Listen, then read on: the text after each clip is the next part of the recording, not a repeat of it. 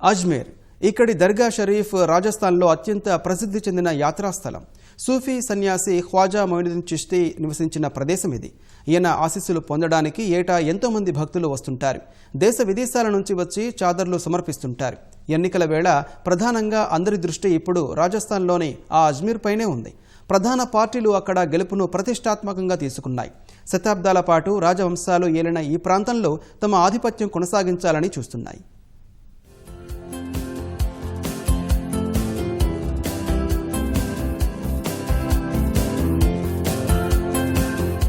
ఎడారి రాష్ట్రం రాజస్థాన్లో 5వ అతిపెద్ద జిల్లా అజ్మీర్.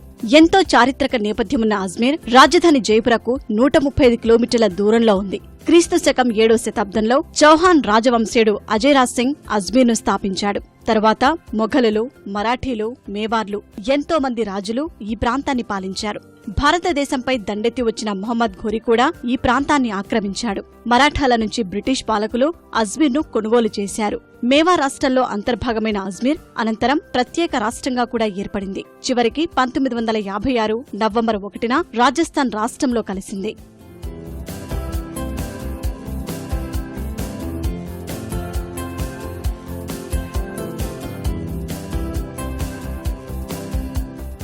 రెండు వైపులా ఆరావళి పర్వత శ్రేణులు ఉండే అజ్మీర్ పట్టణానికి తారాఘర్ కోట పెద్ద ఆస్తి. దేశంలోని పురాతన కోటల్లో ఒకటైన తారాఘర్ కోటే అజ్మీర్ నగరాన్ని కాపాడుతోంది. తారాఘర్ కోటపైనే ఉన్న దర్గా షరీఫ్ ను ఏటా అన్ని మతాలు, ప్రాంతాల భక్తులు పెద్ద సంఖ్యలో దర్శిస్తారు. దర్గా షరీఫ్ ఖ్వాజా మొయినుద్దీన్ చిష్తీ నివసించిన ప్రదేశం. పేదలు, అణగారిన వర్గాల సేవకు జీవితం అంకితం చేసిన సూఫీ సన్యాసి ఖ్వాజా మొయినుద్దీన్ చిష్తీ. ఈయన బాటలో నడిచే నాయకుడినే ఎన్నుకునే మనస్తత్వం ఇక్కడి ఓటర్లది. ఎలాగైనా వారి మనసు గెలవాలన్న పట్టుదలతో ఉన్నాయి ప్రధాన పార్టీలు.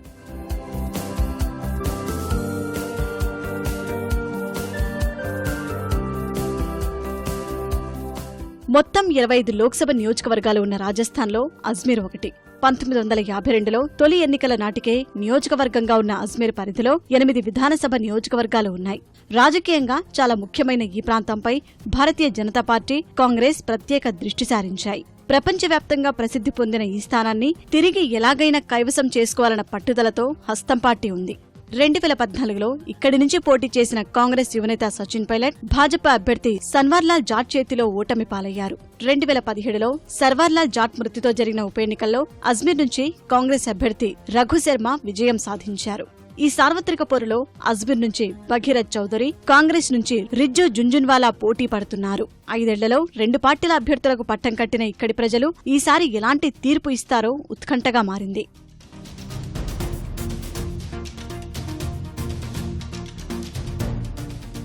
గతేడాది చివరిలో జరిగిన రాజస్థాన్ అసెంబ్లీ ఎన్నికల్లో ఘన విజయం నమోదు చేసిన కాంగ్రెస్ పార్టీ సార్వత్రిక పోరులోనూ సత్తా చాటాలని చూస్తోంది.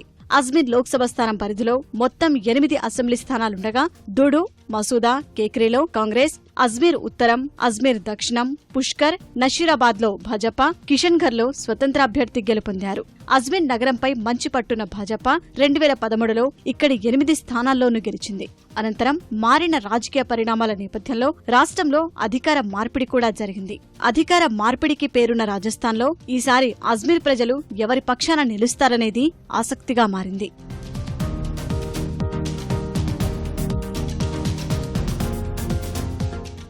భాజపా, కాంగ్రెస్ పార్టీల అభ్యర్థులు ప్రచారాన్ని హోరెత్తిస్తున్నారు. ఆ రాష్ట్ర ముఖ్యమంత్రి అశోక్ గెహ్లోట్తో పాటు యువనేత సచిన్ పైలట్ కూడా తమ పార్టీ అభ్యర్థుల తరపున ప్రచారం చేస్తున్నారు. భాజపా నుంచి మాజీ ముఖ్యమంత్రి వసుంధరా రాజే అభ్యర్థుల విజయం కోసం కృషి చేస్తున్నారు. 3వ దశ ఎన్నికలు ముగియడంతో 4-5 దశల్లో ఎన్నికలు ఉన్న రాజస్థాన్పై మోదీ, అమిత్ షా, రాహుల్ వంటి అగ్రనాయకులు కూడా దృష్టి పెట్టే అవకాశముంది. అజ్మీర్ లోక్సభ స్థానం పరిధిలో దాదాపు 16.83 లక్షల మంది ఓటర్లు ఉన్నారు.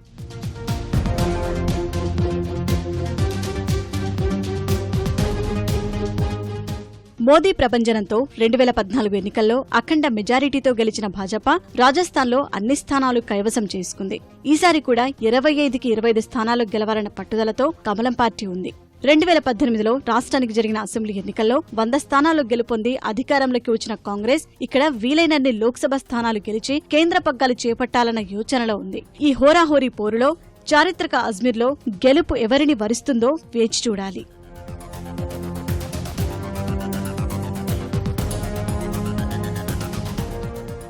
రాజస్థాన్లో ఈ నెల 29న 4వ దశలో 13 స్థానాలకు, 5వ దశలో మే 6న మరో 12 స్థానాలకు ఎన్నికలు జరగనున్నాయి. తొలి 13 స్థానాల్లో ఉన్న అజ్మీర్ లోక్సభ స్థానానికి ఈ నెల 29న ఈసీ ఓటింగ్ నిర్వహించనుంది.